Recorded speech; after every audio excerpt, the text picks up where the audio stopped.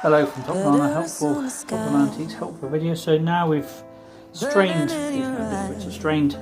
strained off the smaller flowers. We now have a nice clear liquid which will get clearer as it brews over the next few days, and now we're going to fill the bottle.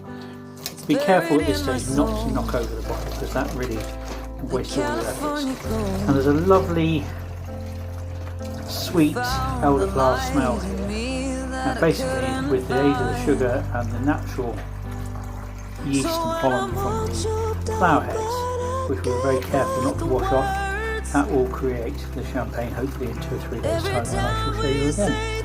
All the best from Top Banana.